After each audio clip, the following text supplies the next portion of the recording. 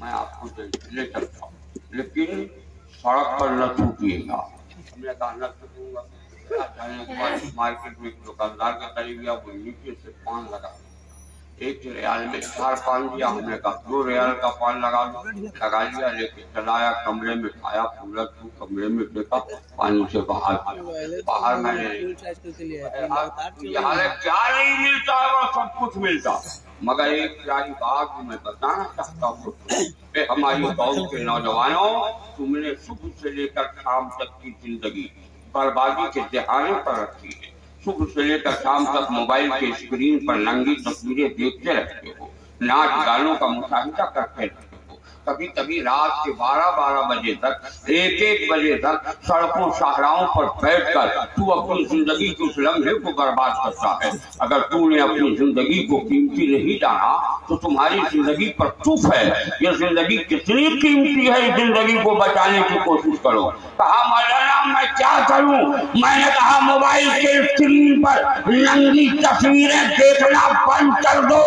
जितनी देर तू मोबाइल के स्क्रीन पर नंगी तस्वीरें देखता है, उतनी देर सिर्फ तू कुरान को देख लेगा तो तुम्हारी दुनिया भी आबाद हो जाएगी, तुम्हारा हुक्मा भी आबाद हो। अगर हमारा नौजवान कुरान को क्या ताई साहब को आज देख रहा है क्योंकि जलसा में आ, कल यही सड़क से गुजर जाएंगे तो ये छुप जाएगा कहीं मौलाना चंदा ना 2-4 रुपया। गलत बोल रहा? अरे बोलिए गलत बोल रहा। आज थोड़ा सा कर करिए। अभी अगर डॉक्टर मुसल्ली साहब बहुत अच्छा पैगाम आपको, आप अपने बेटों को अगर मॉडर्न तालीम से व्यवस्था करना चाहते हैं तो मदरसों को भी मॉडर्न बनाना। ये बता रहे थे कि मदरसा मॉडर्न कैसे बने। हमने बुजुर्गों की तारीफ देखी है कि इन्होंने दरख्त के किनारे बैठकर कुरान पढ़ा, इन्होंने दरख्त के सहारे बैठकर कुरान की तालीम हासिल की। अब अगर इन्हें आप बिल्डिंग में टाइल्स लगा के दोगे, गद्दा लगा के दोगे तो ये कुरान क्या पढ़ पाएंगे? अरे कुरान की तालीम ही इस नतीजे पर उतारती है कि कुरान पढ़ना है तो बुजुर्गों के नक्शे कदम पर चलो, कुरान की तिलावत भी आ जाएगी, कुरान पढ़ना इबादत भी हो जाए। हम भी चाहते हैं कि मॉडर्न बने। मॉडर्न बनाने के लिए पहले आपको मॉडर्न, आप कहोगे मुखिया जी कहेंगे अब तो मुसलमान मॉडर्न हो ही रहा। हमने कहा बहुत ज्यादा नहीं है, बहुत करीब है, तब मुसलमान मॉडर्न होगा। आपको कैसे? हमने कहा मुसलमान को कन्वर्ट होगा, कन्वर्ट होने के बाद वो मॉडर्न होगा कि नहीं? लालच दी जा रही है 50,000 लाख रुपए, 2 लाख 5 लाख रुपए ले लो, इस्लाम छोड़ के चले आओ। हमने कहा बे इसे घर वापसी की दावत क्यों दे रहा है? ये घर वापसी का मसला भारत के वजूद के बाद है। भारत के वजूद से पहले अल्लाह ने मेरे नबी को बनाया है, इसलिए इस्लाम पहले है, तेरा मजहब बाद में है। अगर तुझे ही वापिस होना है तो तू आदम की औलाद है, आदम की तरफ पलट जा, ये तेरी वफादारी है। आदम से अलग रहेगा तो ये गद्दारी है। अल्लाह हमें और आपको सबको तौफीक दे, हमारी नस्लों को दो। आज से 10 साल 20 साल पहले, 25 साल पहले हमारे समाज का मिजाज क्या था? हमारा कोई मुसलमान किसी रास्ते से गुजरता, गैर मुस्लिम अगर शराब पीता हुआ बैठा रहता तो वो उससे खड़ा हो जाता, कहता काका सलाम। मैं सोचता क्या कर रहा है ये नादान?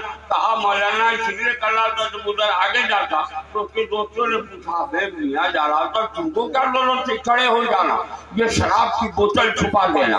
कहा तुम्हें नहीं मालूम ये मुसल्लम ईमान वाले का है। जोर से बोलो, जोर से बोलिए। उसका ये अकीदा था कि जो मुसल्लम ईमान वाला, ईमान वालों के नजदीक शराब नहीं पीना चाहिए। के अड्डों पर बैठा रहता کوئی مسلمان ادھر سے گزر جاتا تو وہ اٹھ کے کھڑا ہو جاتا، مہذب انداز میں اس کا استقبال کرتا اور کرنے کے بعد سلام بھی کرتا۔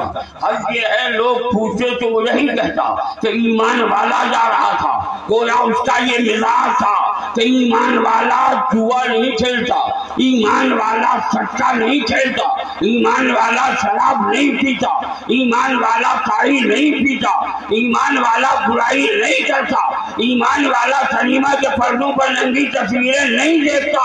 لیکن آج چلیے ہم مکھیا جی کی قیادت میں، ماسٹر طبلے صاحب کی قیادت میں رات کے سناٹے میں مینا پور ہی نہیں پورے مظفر پور کے ایک ایک گاؤں کا جائزہ لینے لگے تو دیکھیں گے یہی کہ شراب کے اڈوں پر سب سے زیادہ مسلمان نظر آ رہا ہے، جوا کے اڈوں پر سب سے زیادہ مسلمان نظر آ رہا ہے، سب برائی کے اڈوں پر سب سے زیادہ مسلمان نظر آ رہا ہے۔ وہ ہماری قوم کے دیالو مسلمانوں، حبیب خدا کانفرنس میں آنے والوں، تو شراب پینے کے لیے پیدا نہیں ہوا ہے، زمانے سے شراب کے نشے کو ختم کرنے کے لیے پیدا ہوا ہے۔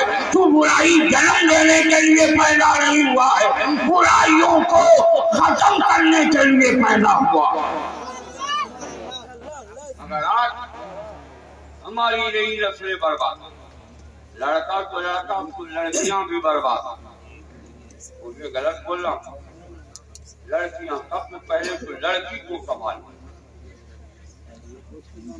ابھی بڑی کی بات ڈاکٹر مصطفی صاحب کہہ رہے ہیں، بہت سارے مولانا لوگ اسکول میں گھس ہے نا، اتفاق تو ہے کہ بہت سارے مولانا کا کام بن گیا، یہ اتفاق ہے کہ نہیں آپ؟ لیکن بہت سارے مولانا ماسٹر بننے کے بعد زکات کی طرح نکالنے لگتے ہیں، یہ غلط ہے۔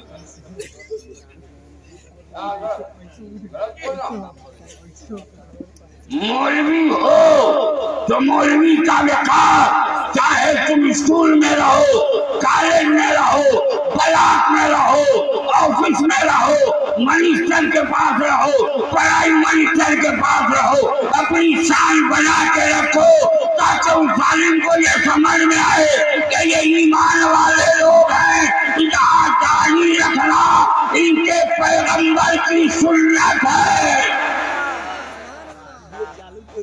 وہ آپ کی قدر کریں گے۔ ابھی کمرے میں بیٹھا تھا، ایک بار رات میں چلنے میں بہت ڈر لگا۔ ہم لوگ تو 2 بجے 3 بجے 4 بجے 10 بجے 11 بجے آج سے گھومے، اس وقت بھی گھوم رہے جس وقت لاک ڈاؤن لگا تھا، اس وقت بھی آتے جاتا تھا۔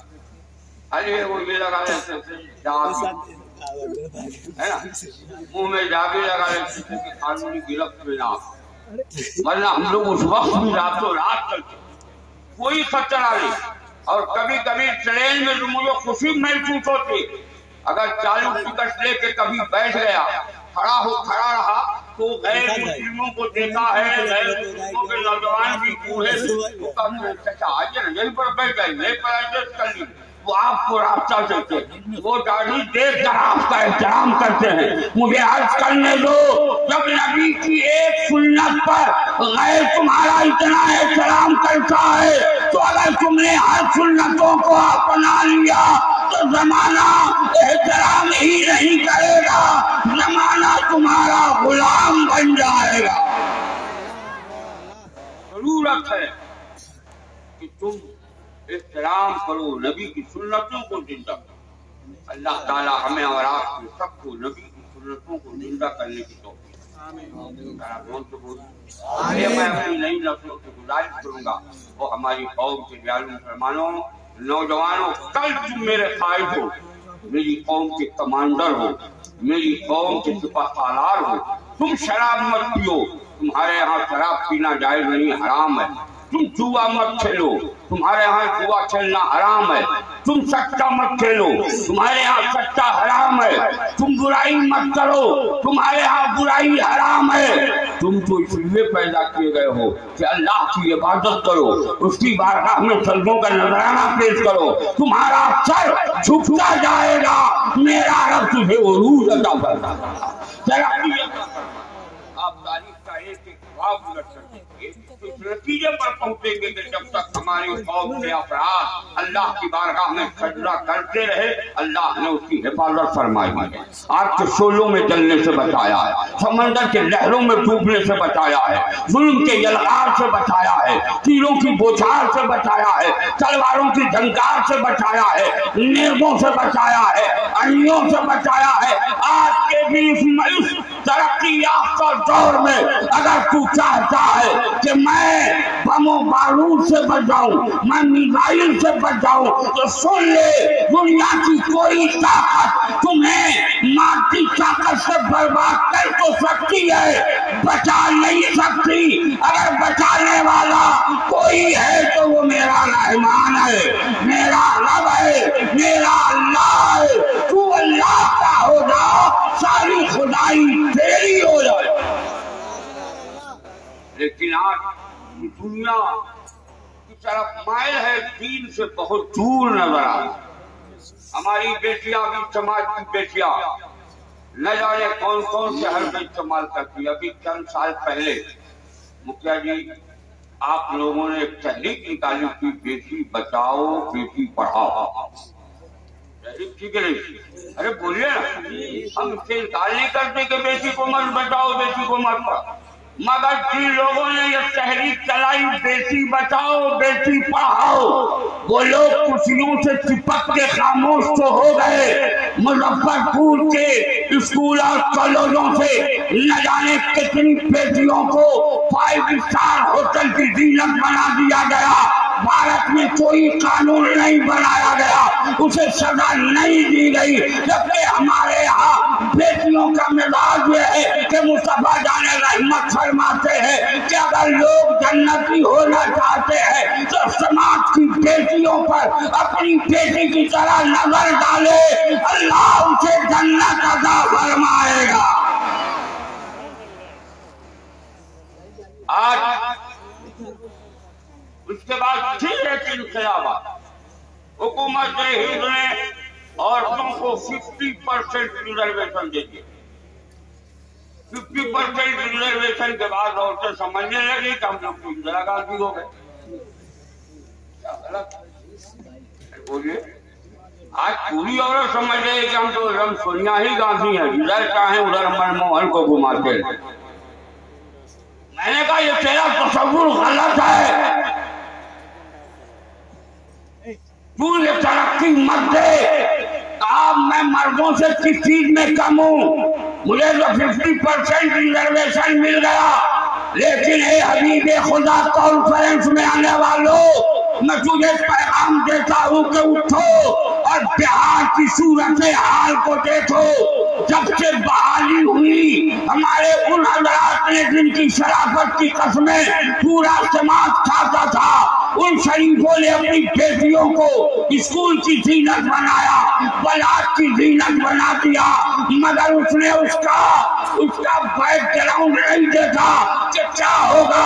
अब तक मुस्लिम बेटियां एक तो नहीं 3200 से ज्यादा मुस्लिम बेटियां कन्वर्ट होकर गैर मुस्लिमा हो गई हैं। इसका जिम्मेदार कौन है? तुम्हारे जैसा कोई बाप है, तुम्हारे जैसा भिखमंगा ससुर है, तुम्हारे जैसा अपाहिज शौहर है। अगर तू चाहता है हम अपनी कौम की बेटियों को जिंदा रखना, तो तू कमाने की आदत पैदा कर और बीवी को घर सजाने की आदत पैदा कर। मैं अगर गलत बोलूं तो मेरी ज़बान से। आज उन बेटियों को, हमारी बेटियां हाय हाय देख रहा हूं तो 15 रमजान के बाद मुजफ्फरपुर मोती झील में जाते। क्या गलत बोल रहा हूं? आप चल नहीं पाएंगे, आपकी शराफत आपको मलामत करेगी। कहाँ जा रहे हो? देख नहीं रहे हो नकाब पोश सजदा दिया, कोई शर्ट फुल पैंट पहने हुई, कोई सलवार जंपर पहने हुई, कोई स्कर्ट पहने हुई, इधर से उधर पाँव में घुंघरू ले زیور پہن کر اس کی آوازوں کو زمین پر پٹک پٹک کر بلند کرتی ہیں. وہ آپ کی آوازیں دے رہی ہے, آپ جا رہے ہو, دھکے لگ رہے, کوئی شریف آدمی اس راہ سے گزرنا قبول نہیں کرتا.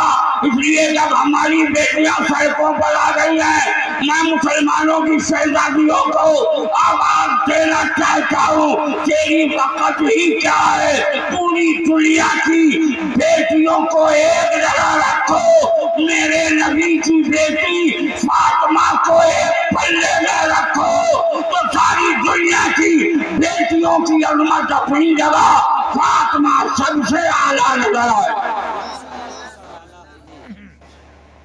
اس فاطمہ کے ہاتھ کے ناخن کو کئی سال تک سورج نے نہیں دیکھا. آج تم جاتی ہو نئے نئے کپڑے اسکرٹ خریدتی ہو, فاطمہ کے جسم نازنی پر جو کپڑے تھے اس میں 70 پیبند لگے رہے. نبیوں کے تاجدار کی بیٹی ہے, پیبند لگے ہوئے کپڑوں کو پہنا. آخر پیبند لگے کپڑوں کو کیوں پہنا تھا فاطمہ نے؟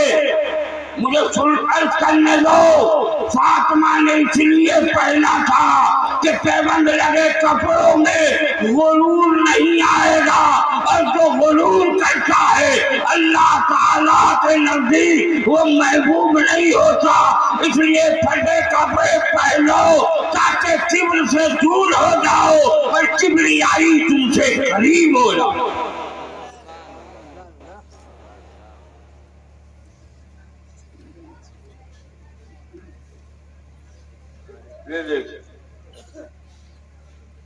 صاحب ایک اشارہ بھی کرتے, ہم کو اسے بھی فوق کرنا چاہتے ہیں, مگر وقت کا خیال ہے کہ ان کی طرف نظروں کی پھر زندگی نے وفا کیا, آپ سے ملاقات ہوگی. میں نے جو کچھ عرض کیا اس میں قصداً سہوا لفظاً مانا جو بھی سننے یا سنانے میں بولنے میں غلطی ہوئی ہو, آئیے ہم سب مل کر ایک دوسرے کو گواہ بنا کر آواز بلند پڑھ لیں, استغفر اللہ ربی من کل ذنب واتوب الیہ, اشہد ان لا الہ الا اللہ واشہد ان محمد رسولہ ورسولہ وما علینا